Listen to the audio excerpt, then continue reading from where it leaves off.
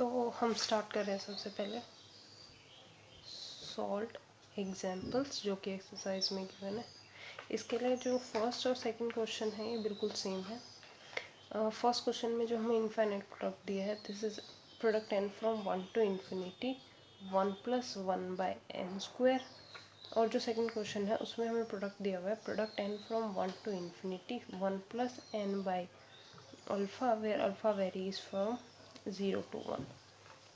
तो हमें पता है जो हमने फर्स्ट रिजल्ट पढ़ा है लास्ट टाइम, वो क्या कहता है कि जो 1 + an जो होती है हमारी किसी भी प्रोडक्ट की स्टैंडर्ड फॉर्म होती है।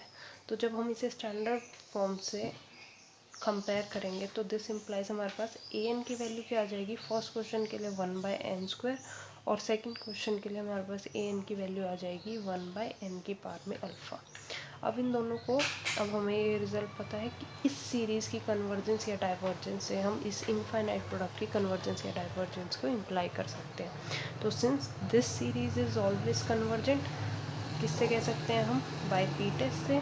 और ये सीरीज़ हमारी डाइवर्जेंट है, ये भी हम किससे कह सकते हैं, बाय पी टेस्ट से। तो दिस क्लियरली इम्प्लाइज कि this infinite product is convergent whereas this infinite product is divergent.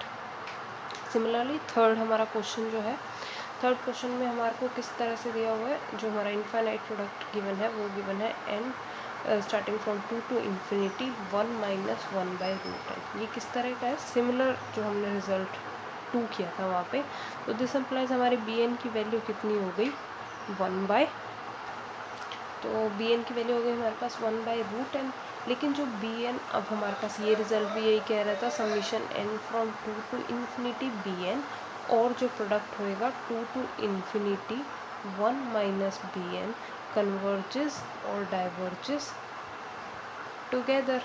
तो यहाँ पे हमारे को bn की कन्वर्जेंस और डाइवर्जेंस के बारे में क्या पता है कि summation n from 2 to infinity 1/√n is divergent by P test. तो इसका मतलब जो हमारा इनफाइनाइट प्रोडक्ट होगा वो डाइवर्ज करेगा, और डाइवर्ज भी किसको करेगा, ज़ीरो को, क्योंकि इनफाइनाइट प्रोडक्ट में डाइवर्जेंट होता है प्रोडक्ट अगर वो किस पे टेंड कर रहा है, ज़ीरो पे।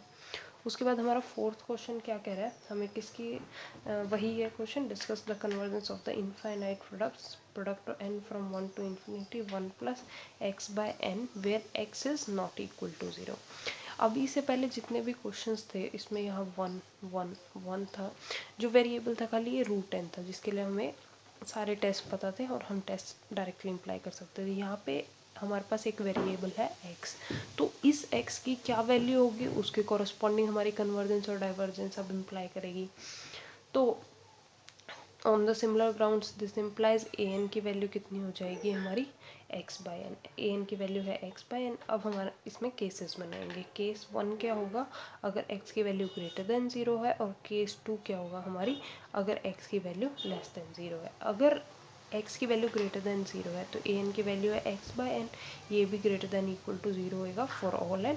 और अगर x की वैल्यू लेस देन 0 है तो an की वैल्यू है x/n which is less than equal to 0 for all n। अभी हमें डिस्कस क्या करना है, series summation n from 1 to infinity an, तो इसका मतलब n from 1 to infinity x/n।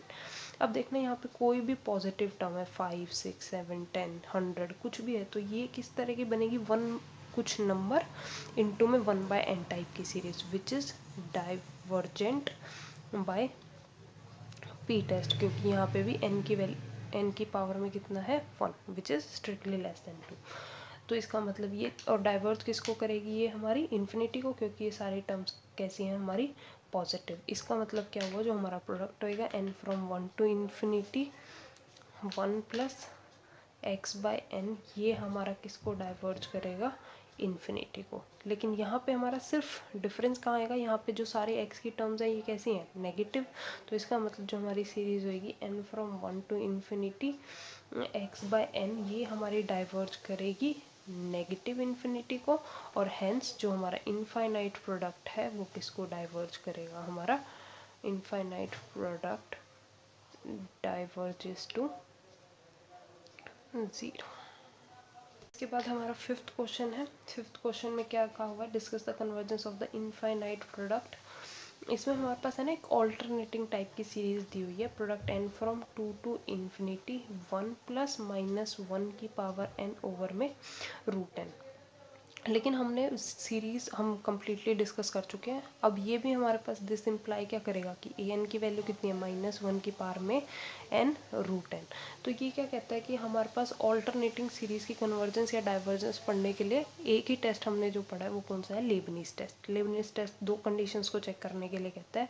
पहली कंडीशन तो क्या कहता है, ए एन प्लस 1 से बड़ा हो या इक्वल हो ए एन, एंड सेकेंड क्या कहता है, limit n tending to infinity a n की वैल्यू कितनी आ जाए, 0। अब हमें पता है कि रूट ऑफ एन प्लस 1 बड़ा होता है रूट एन से, तो दिस इम्प्लाइज 1 ओवर में root of n plus 1 is strictly less than 1 by root n. तो मतलब फर्स्ट कंडीशन सेटिस्फाई कर दी। उसके बाद limit n tending to infinity 1 by root n किसको जाएगा, हमारा 0 को। तो ये दोनों कंडीशन को सेटिस्फाई कर रहा है, hence this series is also convergent.